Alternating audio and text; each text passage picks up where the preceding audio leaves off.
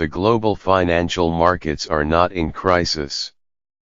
Though some pundits stoked panic with their coverage of several days of market plunges before Tuesday's leap, stock prices are still near their record highs. The economy is creating jobs and many workers are finally getting decent raises after years of stagnant wages. Which doesn't mean that there's nothing to worry about. In recent months, time after time, both the current administration and its allies in Congress have called into question their credibility and competence to manage the economy or handle a financial crisis if one were to occur. President Trump has repeatedly patted himself on the back for a surging stock market, seemingly unaware that stocks can go down, not just up. His Treasury Department in December released a one-page analysis that made outlandish economic assumptions to justify giant tax cuts for corporations and wealthy families. Republican lawmakers in Congress went even further, attacking the Congressional Budget Office and Congress's Joint Committee on Taxation, both nonpartisan, because those analysts had the temerity to warn that the tax law would add to the federal deficit. Mr. Trump wants everyone to know that his election delivered a booster shot to the economy and stocks. The reason our stock market is so successful is because of me, he told reporters in November. Truth is, the president was just lucky enough to have inherited a growing economy and a rising stock market. Though his tax cuts were an expensive gift to investors, he has not been in office long enough to have fundamentally changed that trajectory. But his erratic behavior and poor policy choices are clearly worrying the majority of Americans who disapprove of the president. One reason some investors have become nervous recently is they fear that the tax cuts, which Mr. Trump and Republican lawmakers sold as a way to stimulate the economy, could end up hurting the economy in the not-so-distant future.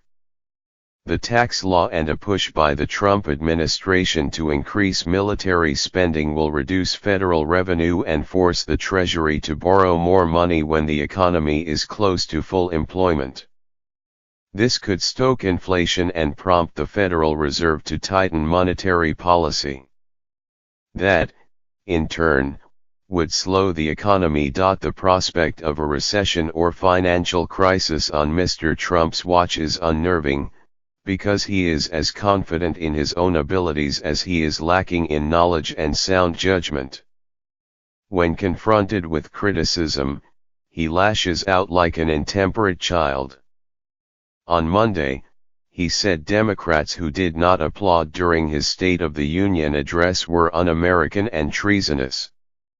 If the stock market falls further, will the president try to reassure the public, or will he launch a Twitter fusillade blaming the drop on, say, a conspiracy hatched by the Senate Minority Leader, Chuck Schumer, and Tom Steyer, the billionaire hedge fund manager who wants Mr. Trump impeached?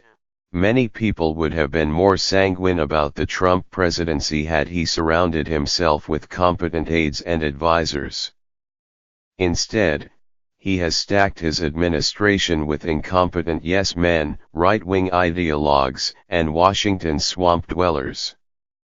Consider the Treasury Secretary, Stephen Mnuchin, a former investment banker, who unnerved the currency market last month by suggesting that the United States was trying to weaken the dollar. His statement broke with the long-standing practice followed by Treasury secretaries from both parties to avoid making careless public pronouncements about American currency. Mr. Mnuchin and Gary Cohn, the White House's chief economic advisor, also debased their credibility last year by arguing with no evidence whatsoever that the Republican tax cut would pay for itself. Over in Congress, the Republican House Speaker, Paul Ryan, tried to pass off as good economic news that a public school secretary would take home an extra $1.50 a week as a result of the tax law. Then there is the harm wrought by the tax law. By greatly expanding the deficit, it will limit the federal government's ability to stimulate the economy in the future when it actually needs a jump start. In many ways the tax law is already having a perverse effect. Mr. Ryan, for one, is citing the deficit to make the case that the government needs to slash Medicaid, Medicare, and other important government programs. Other members of his party are using the deficits to argue that the government cannot afford to repair and upgrade the country's dilapidated infrastructure. A big drop in stock prices focuses minds, especially when it comes after years of relatively steady gains. But the real crisis is in Washington, not on Wall Street.